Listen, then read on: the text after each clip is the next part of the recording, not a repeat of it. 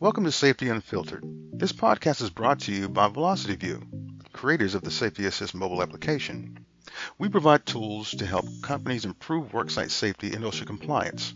I'm your host, Mike Matthews, Digital Marketing Director for VelocityView. My guest today again is Pat Walsh.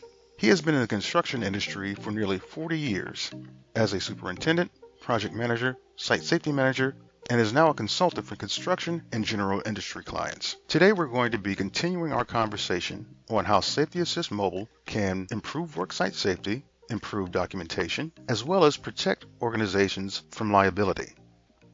How would Safety Assist be used to turn on or turn off regulatory items based on the site-specific equipment or work tasks based on the job? And why would that be a necessity for some organizations?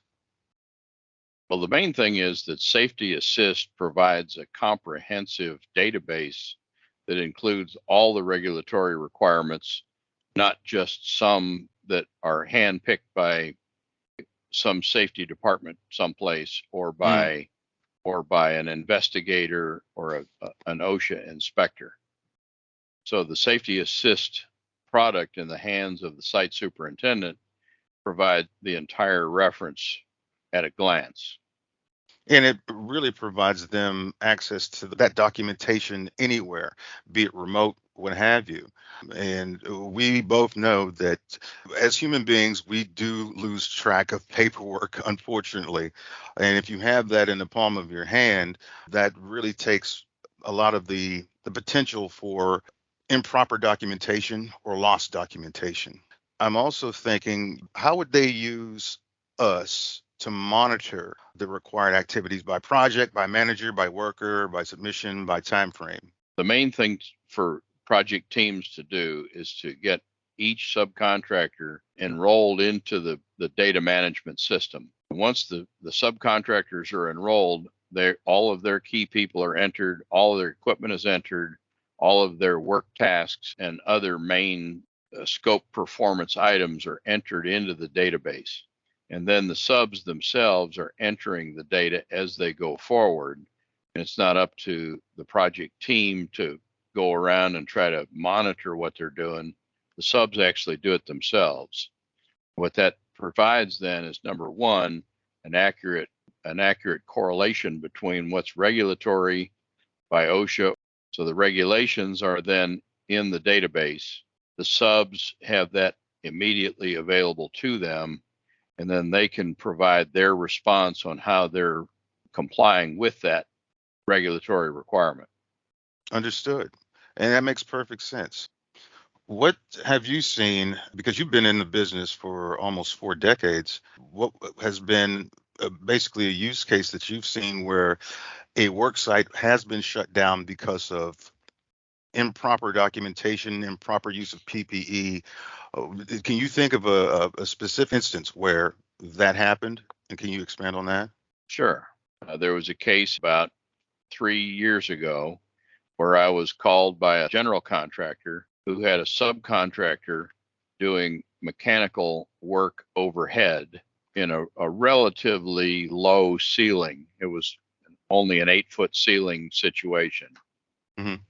But the Corps of Engineers required that the general contractor provide evidence of worker training for the Baker scaffolds that were being used by this subcontractor. The general contractor hadn't gotten that level of, and this particular subcontractor had to stop, back up, and call me up there to provide them a day-long training along with the appropriate documentation to demonstrate that they had complied with each and every requirement. How much do you think that cost them Well, just my fee was about $1,200 for a day? for my 1 day of training, and for the 5 or 6 men that were shut down for probably 3 days, I would guess that's on the neighborhood of $3,000 per day for each of those days, possibly more. And then, not to mention the fact that they probably had other scrutiny by the Corps of Engineers based on this violation that may have rippled over into additional job delays or additional jumping through hoops in order to satisfy the requirements. And when that kind of thing happens, just give me some background as far as the other after effects of that. In this particular case, there wasn't any monetary fine. Okay. Corps of Engineers typically doesn't levy a fine the way OSHA does. What they do instead is they stop the work, but keep the production clock running, meaning you are immediately subject to monetary penalties for job delay and failure to produce the work on the agreed upon schedule. In many cases, what they'll do is stop your work and then start the process of penalizing you for job delay. And so that's for the Army Corps of Engineers. If I'm thinking about the civilian side of the house, how would it affect them? OSHA does assign citations for known violations. Those citations are most of the time accompanied with sizable penalties. The maximum penalty these days is over $14,000 per citation. That can really shut down the business. Absolutely. Yeah. And the thing you got to remember about citations and fines, number one, the citation stays on your company's record in the OSHA website for 5 years. Yes, sir. I was just looking at the OSHA website. Once it's there, it's there. It's a black mark on your record. So the safety assist allows the general contractor to review all of the requirements that are present in the safety specification. What we're providing is a comprehensive database of all the responsibilities and requirements that exist in those regulatory standards. These standards are not voluntary, they are mandatory. Mm-hmm. And so if there is something that doesn't apply and it's listed in the database, then you simply skip over it and go to the next thing.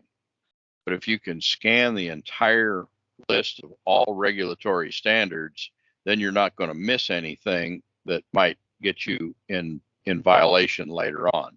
So that's why some organizations can turn off and turn on specific things based on their requirements. We provide applications that provide the performance of required tasks to a standard. Some organizations decide to be more stringent with their requirements, combined with real-time visibility into what's going on.